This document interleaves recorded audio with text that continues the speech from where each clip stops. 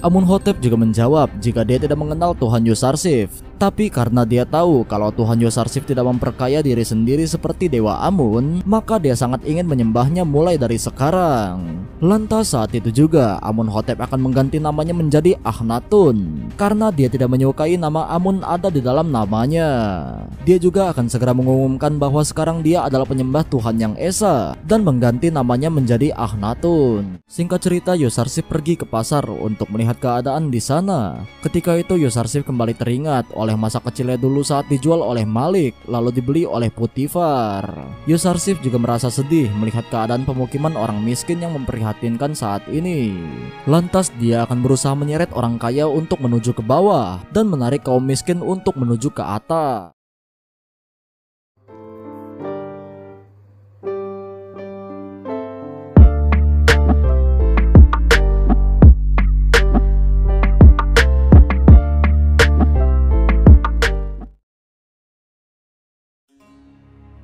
Ketika itu ternyata di istana bukan hanya Nineferkit saja yang bertugas untuk membunuh Yusarsif.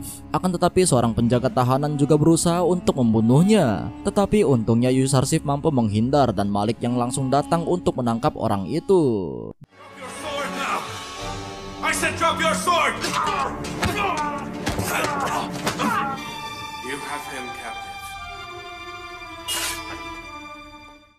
Dengan Yusarsif yang terluka di bagian tangannya.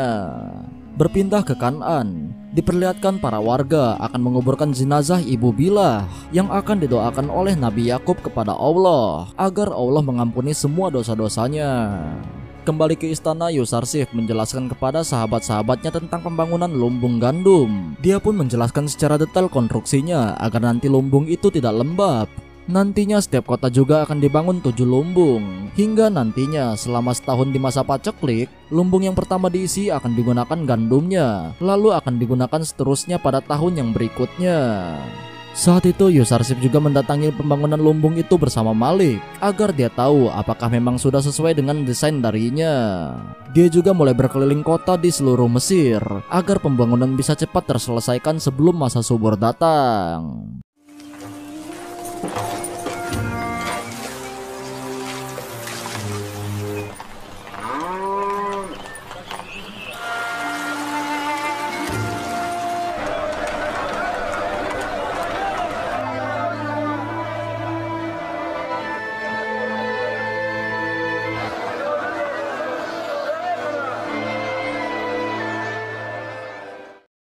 Zulaikha yang mengetahui jika Yusarsif pergi ke kota lain, dia pun merasa gelisah karena dia tidak akan melihatnya dalam waktu yang lama.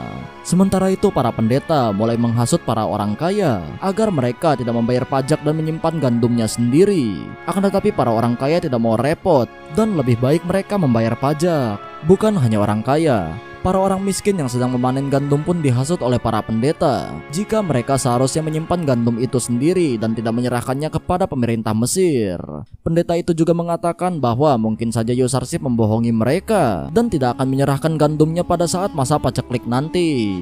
Akan tetapi orang miskin itu percaya kepada Yusarsif karena dia adalah orang baik dan bisa dipercaya. Singkat cerita, masa subur pun akhirnya telah tiba dengan ditandai hujan yang sangat lebat di Mesir.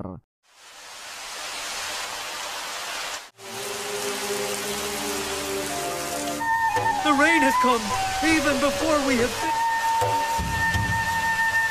I knew Yusarsif... Akhnatun juga percaya bahwa hujan akan turun di Mesir seperti yang akan diramalkan oleh Yusarsif. Begitupun dengan Zulaikha yang kagum bagaimana Yusarsif bisa mengetahui Mesir akan mengalami masa subur seperti ini. Saat itu Malik melaporkan kepada Yusarsif jika para pendeta mulai menghasut warga untuk tidak menyerahkan gandum kepada pemerintah. Dan ketika itu Yusarsif langsung mengatakan kepada para warga jika mereka ingin menyimpan gandumnya sendiri seperti apa yang diinginkan oleh para pendeta, maka akan dipersilahkan olehnya. Akan tetapi di masa paceklik nanti, pemerintah tidak akan memberikan gandum kepada orang yang tidak menyerahkan gandumnya di masa subur. Karena jika mereka menyimpan gandumnya sendiri, maka Yusarsif menjamin jika gandum itu tidak akan bertahan lama dan akan cepat membusuk. Berpindah kembali ke Zulaikha yang sudah mulai tua dan kehilangan hartanya, dia pun mulai mengusir para pendeta dan beberapa pelayannya karena dia sudah tidak mampu lagi untuk menghidupi mereka semua. Sang pendeta pun mengatakan seharusnya kuil dan istana sudah ditutup sejak adanya orang kafir itu di istana. Dan setelah beberapa pelayan dan pengawal di istananya sudah dimerdekakan oleh Zulaikha, istana Putifar menjadi sangat sepi dan banyak para pelayan yang mencuri barang-barang yang berharga di dalam istana.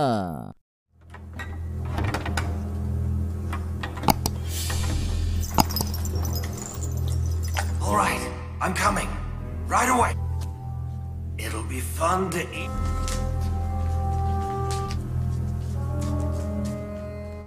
Mereka memanfaatkan situasi itu karena memang keadaan istana sudah sangat tidak ramai seperti dulu lagi.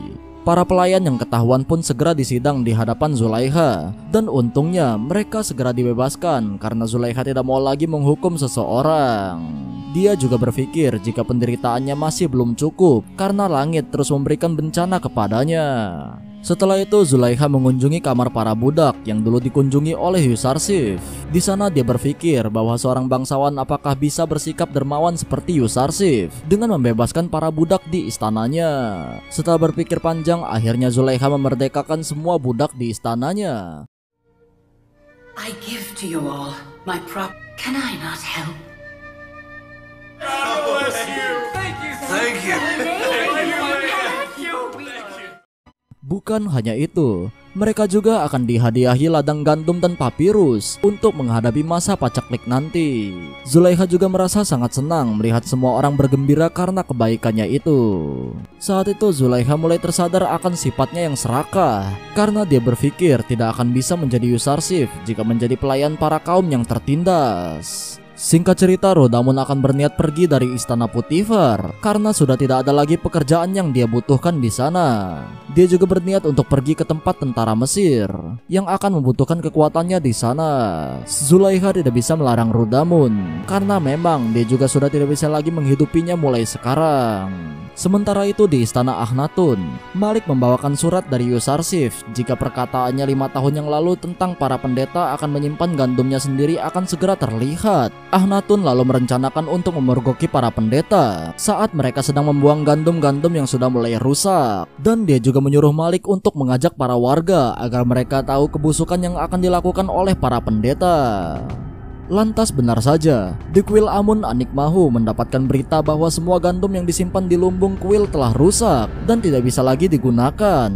Padahal Kimuni mengatakan jika gudang-gudang itu sudah direnovasi dan diperbarui bertahun-tahun yang lalu. Anikmahu langsung membicarakan agar jangan sampai para warga tahu akan hal itu.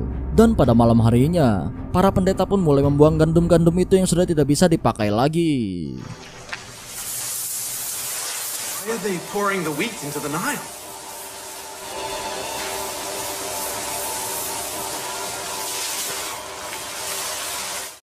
Lantas mereka akhirnya kepergok oleh warga yang diberitahu oleh Malik jika kejadian ini akan terjadi. Para pendeta yang sudah ketahuan dan malu langsung lari kalang kabut meninggalkan semua gandum-gandum itu di sungai Nil. Setelah itu para warga mulai mengetahui kalau gandum-gandum hasil keringat rakyat ternyata sudah rusak dan malah dibuang oleh para pendeta kuil yang menjanjikan akan menjaga gandum milik mereka.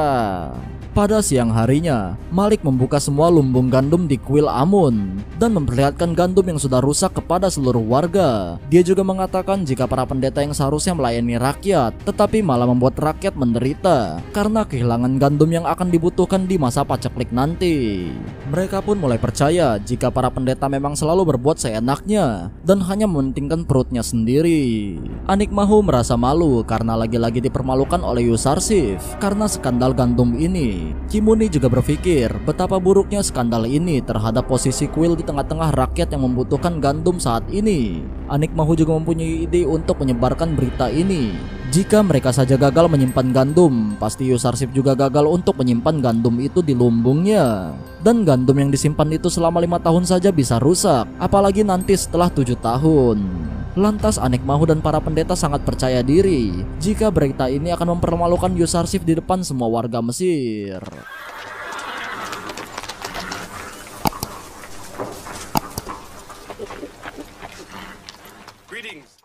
Sementara itu para pendeta mulai menanyakan kenapa pemerintah Mesir menyimpan gandum dengan tangkainya, karena menurut para pendeta jika gandum disimpan dengan tangkainya maka itu akan memakan tempat dan harus membutuhkan tempat yang cukup luas dan banyak. Yusarsib pun menjawab jika pemerintah Mesir menyimpan gandum itu tidak dengan tangkainya maka mereka akan bernasib sama seperti para pendeta kuil yang kehilangan seluruh gandum-gandumnya. Dan hal itulah yang menjadi rahasia Yusarsib selama 5 tahun ini untuk menyimpan gandum dengan tangkainya. Lantas para pendeta pun langsung bergegas untuk menyimpan seluruh panen gandumnya dengan tangkainya. Akan tetapi Yusarsib mengatakan jika semua itu sudah terlambat karena masa paceklik akan segera datang untuk melanda Mesir.